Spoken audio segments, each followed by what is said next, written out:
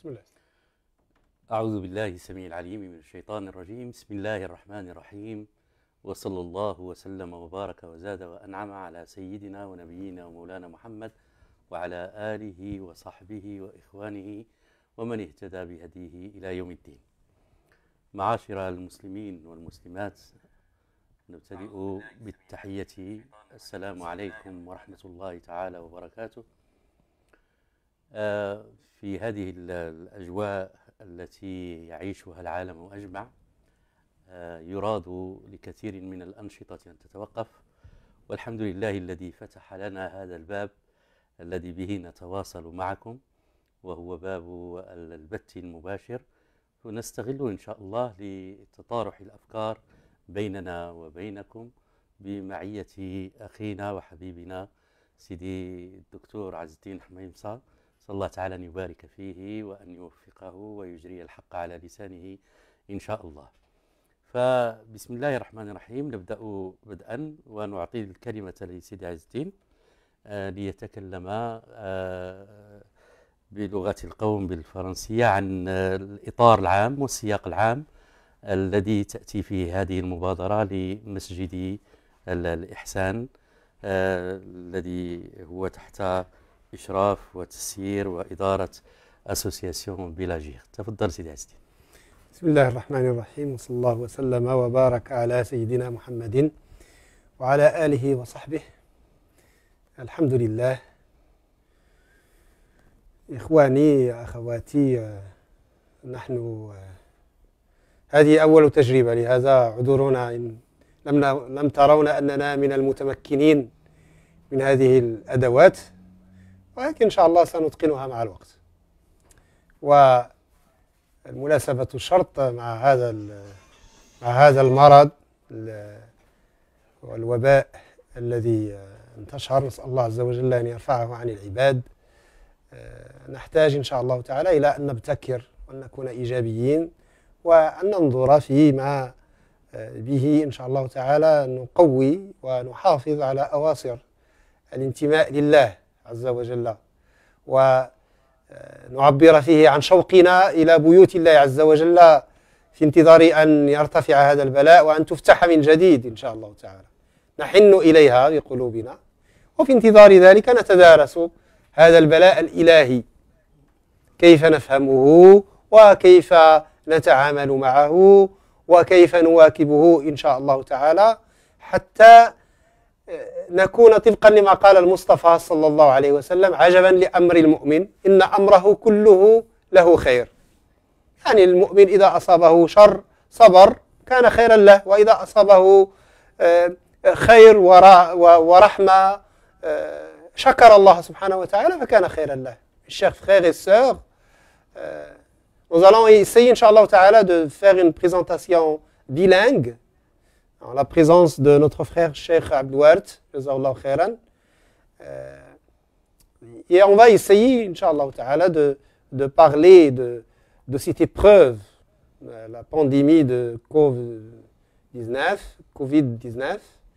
et comment, comme croyants, on peut l'accompagner, comment on peut ne pas laisser cette occasion passer sans qu'on renforce nos liens d'amour et d'appartenance à Dieu, subhanahu wa ta'ala, et qu'on soit positif, et qu'on garde, qu'on renforce, qu'on maintient le lien avec Dieu, subhanahu wa ta'ala, avec nos familles, avec notre société, avec les événements qui nous entourent, tout en vivant dans une sorte de sérénité entre les mains de Dieu, subhanahu wa ta'ala. Et je laisse la parole à mon frère, Cheikh Abdouart, Inch'Allah ta'ala.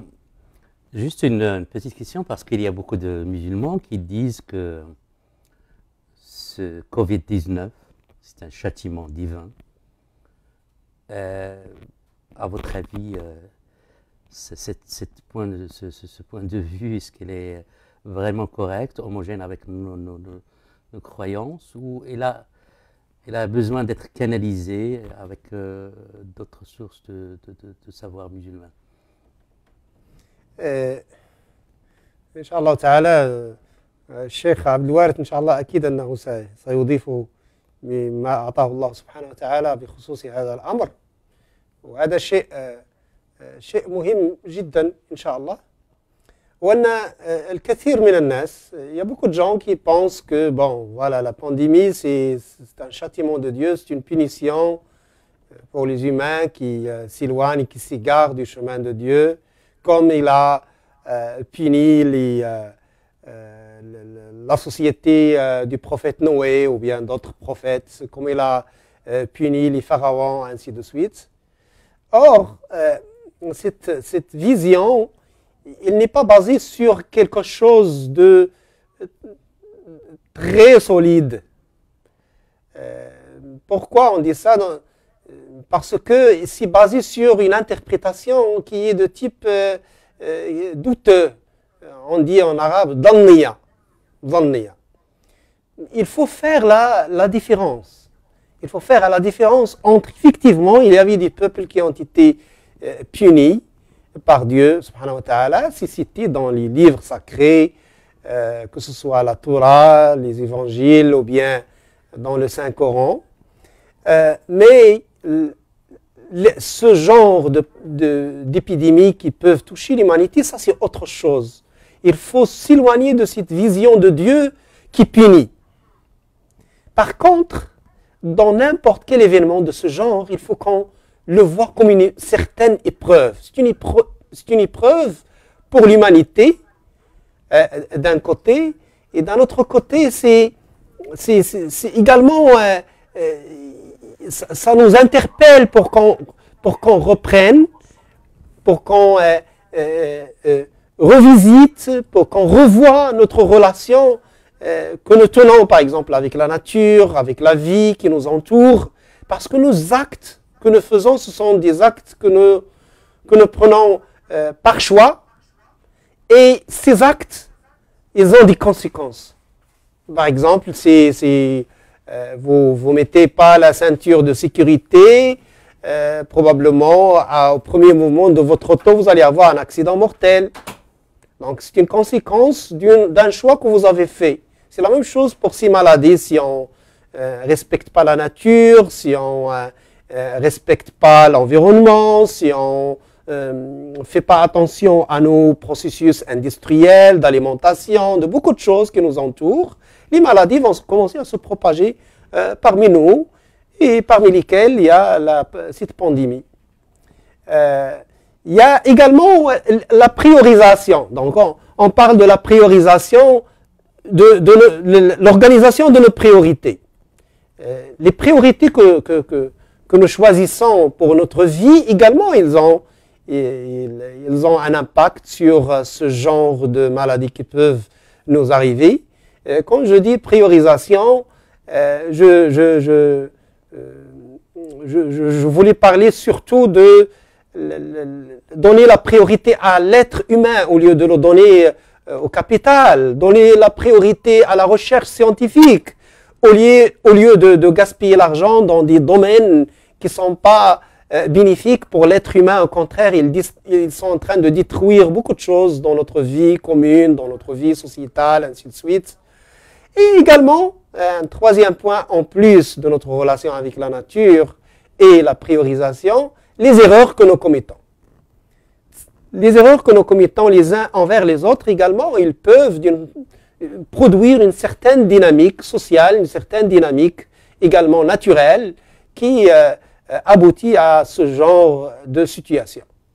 Donc, comme croyants, كمؤمنين بالله سبحانه وتعالى وبرسوله وبقدره, الله سبحانه وتعالى فعلا قد قدر عذابا على أمم سابقة عصت أنبياءها وخرجت عن طاعتهم إلى غير ذلك, وهذا الطاعون والوباء هو من ذلك الصنف كما جاء في الحديث, من ذلك الصنف, ولكن لا يعني أنه عندما يقع الآن إنما يقع عقابا للبشرية, إنما هو ابتلاء من الله سبحانه وتعالى. هذا الابتلاء كيف ننظر إليه؟ ننظر إليه أنه نتيجة ما عملت أيدينا, يعني ما يصيبنا من شر هو مقدر من الله سبحانه وتعالى, ولكن دائما بما كسبت أيدينا. بما نعمله من أعمال السوء في التعامل مع الطبيعة، في التعامل مع الأرض، في التعامل مع الحيوانات، في التعامل مع بعضنا، في الاختيارات التي نختار على مستوى المجتمع، على مستوى مثلا عندما نعطي مثلا أولوية لمجالات للإنفاق غير مجال البحث العلمي، عندما نعطي أولويات أخرى تضر بالإنسان عوض أن نعطي أولوية مثلا لاستثمار أموالنا وجهودنا والعلم الذي أعطاه الله سبحانه وتعالى لنا لنخدم هذا الإنسان ونوفر له كل الشروط ليتقرب إلى الله سبحانه وتعالى. وأيضا ما نقوم به من أخطاء على المستوى السياسي، على المستوى الاجتماعي، على جميع المجالات، هذا يعطينا شيء ينتج شيء حتى نصل إلى حالات من هذه الحالات التي تنتج هذه الأمراض. يبقى كيف نتعامل نحن كمؤمنين إن شاء الله تعالى. أعطي الكلمة لأخينا الشيخ عبد الوارث إن شاء الله ليتحدث لنا عن هذا الأمر، كيف نتعامل مع هذا الأمر إن شاء الله. جزاك الله خيرا سيدي عز الدين. أمامي حديث للإمام البخاري رحمه الله، وروته السيدة عائشة رضي الله تعالى عنها، قالت: سألت رسول الله صلى الله عليه وسلم عن الطاعون فأخبرني أنه عذاب يبعثه الله على من يشاء، وأن الله جعله رحمة للمؤمنين، ليس من أحد يقع الطاعون فيمكث في بلده صابرا محتسبا يعلم أنه لا يصيبه إلا ما كتب الله له إلا كان له مثل أجر شهيد. فإذا هذا الحديث النبوي يعطينا يعني طرفين من العلم. الطرف الأول هو أنه ما كان عذابا على الناس، هو رحمة للمؤمنين، وهذا فيه تطمين وفيه يعني دعوة إلى الثقة بالله عز وجل بالفضل الذي اختص به الله عز وجل هذه الأمة. هذا علم. ثم إن العمل الذي يعقب هذا العلم هو أن النبي صلى الله عليه وسلم أمر من وقع الطاعون في بلده أن يمكث في بلده صابرا محتسبا. معنى صابرا يعني سيكون هناك شدة، وسيكون هناك عسر، وسيكون هناك ضيق، وسيكون هناك خروج عن المألوف، شيء طبيعي. فإذا هذه الأمور يصبر عليها الإنسان لأنه لم تكن من مألوفه. وقد يكون هناك نقص في الأموال، وقد يكون هناك نقص في الأنفس، ونقص في الثمرات، وهذا في القرآن الكريم: ولنبلونكم بشيء من الخوف والجوع ونقص من الأموال والأنفس والثمرات وبشر الصابرين. إذا الصبر هذا أولا. ثم قال صابرا محتسبا، معنى أنه هذا الصبر ليس جلدا منه أو قوة منه، وإنما هو تطبيق لأمر الله عز وجل أولا. ثم يحتسب هذا عند الله. يعني ماذا يقول يحتسب؟ يقول أجر هذا الصبر لا يجازي به إلا الله تعالى، والله تعالى قال: إنما يوفى الصابرون أجرهم بغير حساب. إذن في التعامل العام مع هذا الوباء هو الصبر والاحتساب والمكوث في البلد. والمكوث في البلد يعني والمكوث قد يضيق حتى يصبح مكوثا في مكان معين، يعني في بيت أو في حجرة أو في عزل صحي أو حجر صحي. فما هي النتيجة بعد هذا كله؟ النتيجة هو أن تعلم أنه لا يصيبك إلا ما كتب الله لك، ولكن بعد ماذا؟ بعد اتخاذ الأسباب. مكوث في البلد صابرا محتسبا، فلا يصيبك إلا ما كتب الله لك. ما هو الأجر وراء كل هذه الشدائد؟ هو أن كل يوم يجلس فيه الإنسان صابرا محتسبا ماكثا في بلده هو مثل أجر شهيد. والشهادة هي مرتبة عالية في الدين، هي المرتبة التالية بعد الصديقية والنبوة، هي مرتبة الشهادة. ومن يطع الله والرسول فأولئك مع الذين أنعم الله عليهم من النبيين والصديقين والشهداء والصالحين وحسن أولئك رفيقا. فإذا التعامل العام هو هذا، يعني مفصل في حديث رسول الله صلى الله عليه وسلم: المكوث في البلد والصبر والاحتساب، ثم العلم بأن الله عز وجل هذا عمل قلبي. إذا هناك أعمال جوارح، هناك عمل قلبي، هو أن تعلم أن الله عز وجل هو المتصرف في الكون، وأنه ما أصابك ما كان ليخطئك، وما أخطأك كان ليصيبك. وقد مات أشراف الصحابة في طاعون، هذا طاعون عمواس معروف في التاريخ، مات أشراف الصحابة، مات معاذ بن جبل رضي الله عنه، ما أدرك ما معاذ بن جبل، ومات سهيل بن عمرو، وهذا من أشراف الصحابة، هذا من كبار الصحابة ومن علماء الصحابة.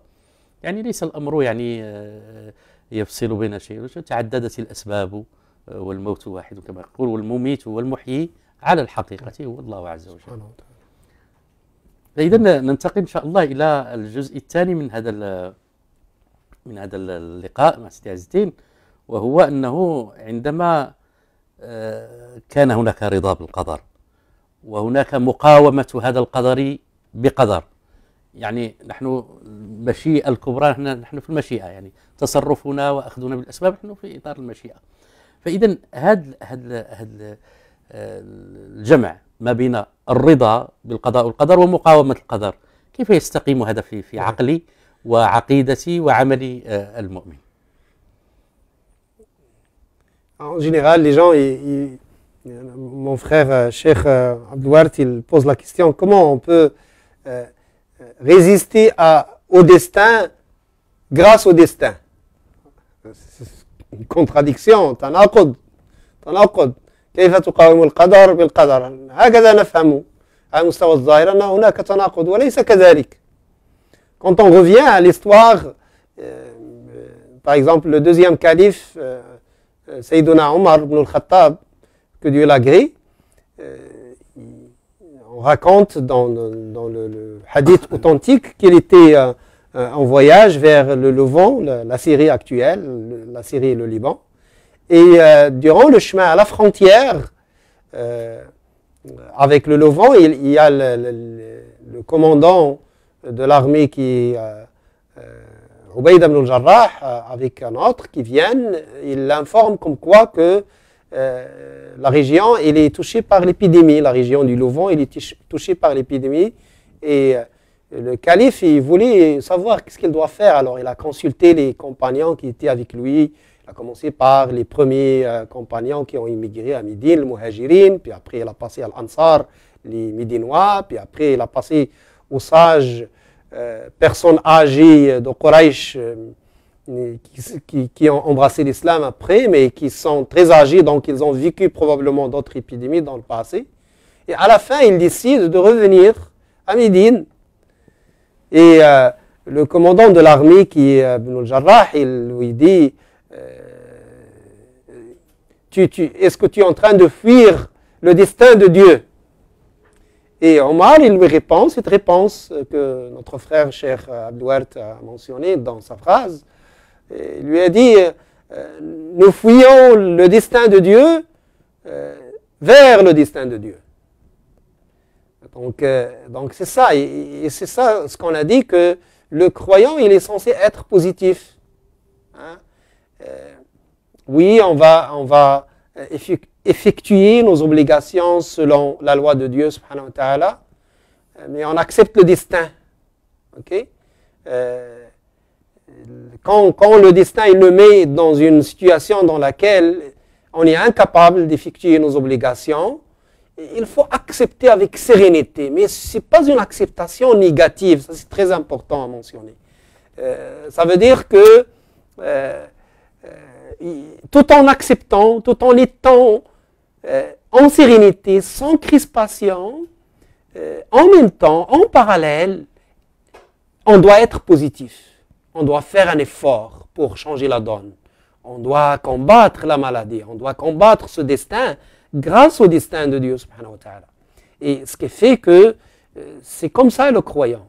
Il ne faut pas être dans la peur, vivre dans la peur, quand est-ce que je vais mourir, et le paranoïa des informations qui circulent, les théories de conspiration. J'ai entendu dire que c'est les Juifs qui ont fait ça, j'ai entendu dire que c'est le gouvernement chinois pour punir les Américains, ou bien le gouvernement américain pour punir les Chinois, je ne sais pas. À la fin, on a plein de théories de conspiration qui circulent. Ce n'est pas important tout ça. Le fait qu'on commence à consommer tout ça dans une panique totale, ça, c'est contraire à ce que j'ai dit, la sérénité. Être serein, être en harmonie avec le destin de Dieu et en même temps faire un effort pour changer la donne. Donc, il faut agir, il ne faut pas rester négatif. Et dépendamment de ce que tu es capable de faire, il faut agir. Et la moindre des choses, c'est agir envers soi-même. Envers soi-même, s'éloigner de la panique, s'éloigner de la peur maladive et s'orienter vers Dieu, subhanahu wa ta'ala. Donc, accepter le destin de Dieu, il ne faut pas que ça soit une faiblesse, mais il faut que ça soit une force qui vous propulse pour agir. Ne pas perdre espoir en Dieu, subhanahu wa ta'ala, rester toujours orienté vers lui, en implorant son pardon et qu'il fasse pleuvoir ses bienfaits sur nous et nous accompagne dans cette épreuve. Comme on a dit, notre vision de ce genre d'événement, c'est que c'est une épreuve pour l'humanité, c'est une épreuve pour le croyant, c'est une épreuve pour le non-croyant. On a vu les responsables mondiaux, le président américain maintenant qui appelle les croyants à faire des prières. Et la prière de la personne qui est qui est obligée, qui n'a pas d'autre option. C'est des invocations qui sont acceptées par Dieu, subhanahu wa ta'ala. Ce qui montre que cette humanité qui est très fragile, qui pensait qu'elle est invincible, c'est une leçon. Donc on a dit, c'est une épreuve également pour le non-croyant. C'est une leçon pour tout le monde. Il faut qu'on vive en harmonie avec la nature, également en harmonie avec notre Créateur. Donc implorer son pardon pour qu'il fasse pleuvoir ses bienfaits sur nous et nous accompagne également dans l'effort que nous sommes en train de déployer. Donc c'est comme on a un équilibre entre l'effort rationnel et l'effort corporel, logistique, que l'État, que le corps de la santé, que les chercheurs sont en train de déployer. Et en même temps, il faut avoir les mains qui sont élevées vers Dieu, subhanahu wa ta'ala, lui implorant qu'il fasse venir ses efforts pour qu'il aboutisse, incha'Allah ta'ala, à une résolution. جزاك الله خيرا سيدي عزتي. نعلم سيدي عزتي أن الدعاء له طرفان، أو هناك دعاء لعبادة، معنى أنه كل عبادة يعني يقوم بها المؤمن فهي تدعو له دعاء خاصا. الوضوء يدعو لك دعاء خاصا، الصلاة تدعو لك دعاء، هذا يسمى دعاء العبادة. هناك دعاء المسألة، يعني هو دعاء مجرد من يعني لا يرتبط بعبادة معينة، وتوجه خالص وتجرد من الحول والقوة وتجرد من الأعمال وتضرع إلى الله عز وجل. هذا الدعاء بشقه المسألي بالإضافة إلى شقه العبادي، خصوصا أن أنا قرأت مؤخرا مقال لأحد الساخرين عنونه بالدعاء والوباء، وكأنه يسخر من أن